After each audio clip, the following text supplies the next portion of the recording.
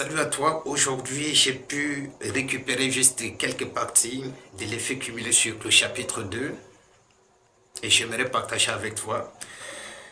Et j'en suis toujours convaincu que ça peut t'aider pour pouvoir progresser. Et je te conseille vraiment de rester jusqu'à la dernière minute de la vidéo et sans doute la troisième partie risque d'être beaucoup plus intéressant.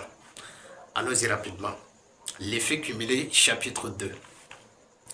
La toute première des choses que tu dois nécessairement faire, c'est de commencer à procéder au suivi d'au moins un comportement dans un domaine de ta vie que tu aimerais changer ou améliorer. Je sais que tu as beaucoup plus de difficultés dans ta vie aujourd'hui parce que tu ne prends pas nécessairement le temps d'identifier quels sont les problèmes de ta vie, quels sont les domaines que tu ne maîtrises pas dans ta vie. Et j'ai pris juste des trucs comme des exemples. Prenons peut-être l'exemple du budget. Est-ce que tu es quelqu'un qui est beaucoup plus discipliné à pouvoir mettre l'argent de côté? Disons peut-être toute une année, 6 mois, 3 mois plus tard. Quand tu décides de mettre l'argent de côté, combien de temps tu casses ta caisse ou alors combien de temps tu repars à la banque pour pouvoir racler complètement ton compte d'épargne? Dis-moi ça dans le commentaire. J'ai pris aussi l'exemple de la nourriture.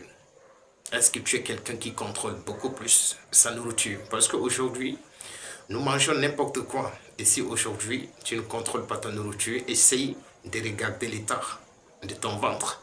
Il est à quel niveau? J'ai pris aussi l'exemple de la santé tel que la forme.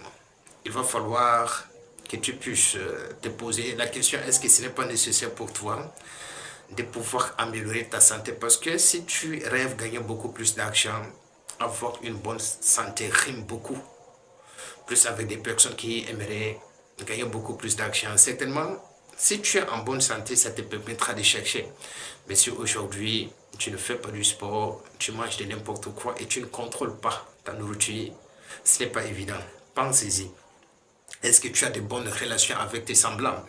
Parce que beaucoup de personnes parmi vous abattent des êtres humains, c'est comme si ce sont des chèvres. C'est comme si ce sont des moutons. C'est comme si ce sont des animaux sauvages. Parce que vous n'avez pas su développer tout simplement votre mental. Je prends juste un exemple. Un frère t'a dit quelque chose. Est-ce que tu t'es mis à sa place pour comprendre son émotion? Est-ce que tu t'es mis peut-être à sa place pour analyser un petit peu ce qu'il pensait dans sa tête? Mais toi, bêtement, comme tu n'as pas eu le temps de réfléchir parce que tu ne donnes pas de l'importance à un être humain, tu sors tout simplement ton âme, tu abats un être humain comme un animal sauvage. Et ce n'est pas évident. Le mieux, c'est de travailler beaucoup plus ton mental, de savoir comment tu devrais améliorer ta relation avec tes semblables. Et j'en suis vraiment convaincu que peut-être dans des années à venir, tu deviendras quelqu'un d'extraordinaire dans des relations avec tes semblables. Prenons aussi un petit peu l'exemple avec l'éducation des enfants ou toute autre catégorie. Peut-être si aujourd'hui tu es un papa, est-ce que tu fais un petit peu de suivi sur tes enfants? Est-ce que tu es quelqu'un qui essaye d'étudier ensemble avec tes enfants? Est-ce que quand tes enfants rentrent de l'école, est-ce que tu prends la peine de pouvoir vérifier les cahiers, de pouvoir regarder qu'est-ce qu'ils ont appris peut-être à l'école?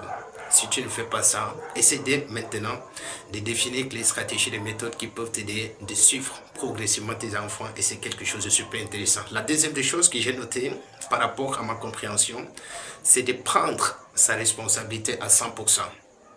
Ici, j'aimerais m'adresser beaucoup plus aux jeunes. Il est bien vrai que nous avons toujours l'habitude de déléguer complètement nos responsabilités au gouvernement. On a toujours besoin que le pays change. On a toujours besoin que l'État change notre situation actuelle. On a toujours besoin que quelqu'un d'autre vienne changer notre vie. Et si aujourd'hui tu ne prends pas tes responsabilités à 100%, peut-être 50 ans plus tard, tu seras toujours à la case de départ. Ce n'est pas que les opportunités manquent, mais tout simplement parce que vous voulez que quelqu'un d'autre parte chercher l'opportunité et vienne vous présenter sur la table. Et d'autres personnes encore pires, qui aimeraient qu'on prenne avec la cuillère. Non seulement ça, eux-mêmes sont incapables de pouvoir ouvrir la bouche, qu'on essaye d'ouvrir la bouche et leur mettre l'opportunité dans la bouche. Et ce n'est pas quelque chose de faisable. Bats-toi. Je sais que tu as beaucoup plus de compétences, tu as des talents, tu as beaucoup plus de l'énergie. Et si tu es persévérant, j'en suis sûr que tu peux y arriver. La troisième des choses, c'est d'identifier les domaines qui te posent plus de difficultés dans ta vie. Si aujourd'hui, tu ne définis pas quels sont les domaines dans lesquels tu as beaucoup plus de difficultés, ça sera extrêmement difficile pour toi de pouvoir progresser ou bien de savoir si tu es en train d'avancer ou alors de reculer.